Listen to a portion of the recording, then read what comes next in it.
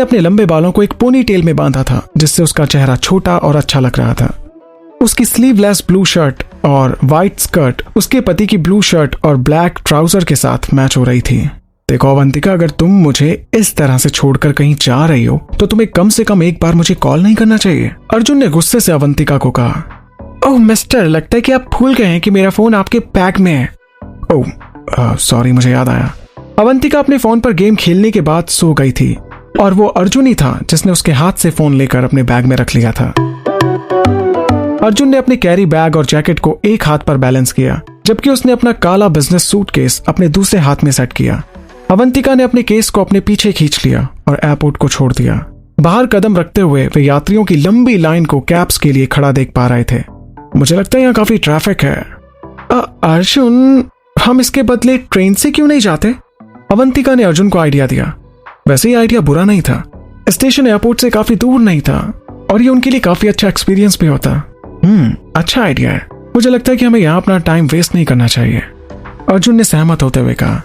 क्या आपको वाकई लगता है कि हम ट्रेन में जा सकते हैं? आपको डर नहीं लगता कि लोग आपको पहचान लेंगे? अर्जुन उसे हमेशा हैरान करता था। उसने ना तो अपनी फ्लाइट में फर्स्ट क्लास की सीट ली थी और ना ही अर्जुन ने अपने बॉडीगार्ड्स और अक्षय को अपने साथ आने के लिए कहा था। वो यहाँ बस अवंतिका के साथ आना चाहता था ताकि कोई उसे डिस्टर्ब न कर सके। वो था तो इतनी बड़ी कंपनी का मालिक, लेकिन कभी कभी वो ऑर्डिनरी मैन जैसे काम करता था। इसीलिए वो अवंतिका के इस आइडिया पर बिना कुछ सोचे एग्री हो गया था। देखो, मुझे इससे कुछ फर्क नहीं पड़ता। अगर तुम्हें ट्रेन में जाने में खुशी मिलेगी तो हम उसी से जाएंगे। अगर तुम्हारा ट्रेन में जाने का मन है तो हम ट्रेन से ही जाएंगे। अर्जुन ने अवंतिका को प्यार से कहा। अवंतिका भी कुछ नहीं कह सकी और मुस्कुराकर उसे फॉलो करने लगी। वो डायरेक्शन से अच्छा था, इसलिए उसे इस बात की कोई चिंता नहीं थी कि कहीं वो खो जाएंगे। जब वे प्लेटफॉर्म पर ट्रेन के आने का इंतजार कर रहे थे, अर्जुन ने अपने ट्रैवल डॉक्यूमेंट को चेक करते हुए एक अर्जेंट कॉल किया कि तभी अवंतिका ने उससे पूछा, वैसे अर्जुन, हम कब तक यहाँ रहने वाले हैं? 3 दिन तक। अगर तुम यहाँ और घूमना चाहो तो हम और दिन भी यहाँ रुक सकते हैं। ओह, फिर तो एक अच्छा आइडिया है। क्या आप इस जगह पर पहले भी आए हो? अवंतिका ने अर्जुन से पूछा। अर्जुन ने अपने बैग में डॉक्यूमेंट्स को वापस रखा और सिर हिलाया। उसने धूप से बचने के लिए अपने ग्लासेस को सेट किया और अपनी पत्नी के हाथ से उसका सूटकेस ले लिया। हाँ डार्लिंग, मैं यहाँ पहले भी आ चुका हूँ और मैं इस ट्रिप के लिए तुम्हारा टूर गाइड हूँ। मेरी मीटिंग के बाद हम यहाँ अपने हनीमून का मजा लेंगे। वो मुस्कुराते हुए अवंतिका को छेड़ने लगा।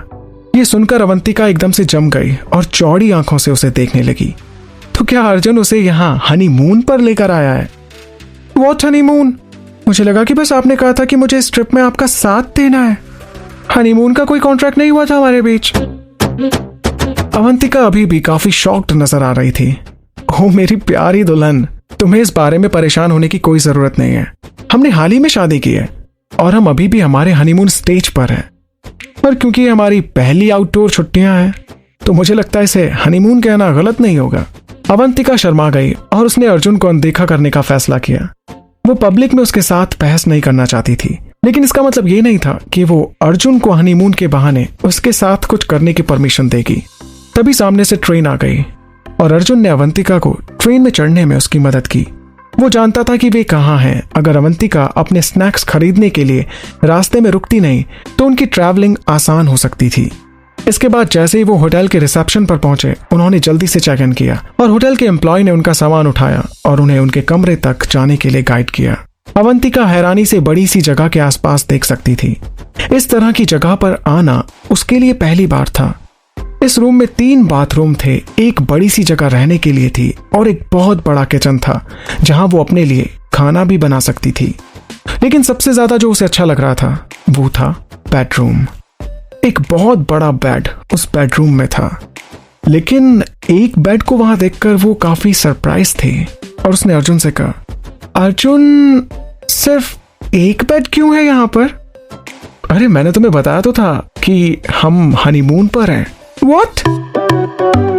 उस जगह पर एक अलग प्राइवेट लिफ्ट से पहुंचा जा सकता था और वो होटल की ऊपरी मंजिल पर थी। होटल के इस रूम में पहुंचने के लिए अलग से एक प्राइवेट लिफ्ट थी और ये होटल की सबसे ऊपरी मंजिल पर थी। यहाँ तक हेलीपैड की मदद से भी आसानी से पहुंचा जा सकता था। चारों तरफ देखकर अवंतिका केवल हैरान हो सकती थी कि अर्जुन के लिए इस जगह पर रहने में कितना खर्च होगा। यहाँ तक कि वो इस बेडरूम की खिड़कियों से पूरे शहर को आसानी से देख सकती है। लेकिन अर्जुन, तुमने बस एक बेड के साथ ये रूम क्यों लिया? कान खोलकर सुन लो, मैं तुम्हारे साथ बेड शेयर नहीं करने वाली। अरे अवंतिका, इसमें मेरी कोई गलती नहीं है। ये अक्षय है जिसने हमारे लिए ये स्वीट बुक किया है। शायद उसने सोचा होगा कि एक नए कपल को इस तरह की रूम की जरूरत होती है। ओके फिर कोई बात नहीं अर्जुन, तुम सोफे पर सो जाना।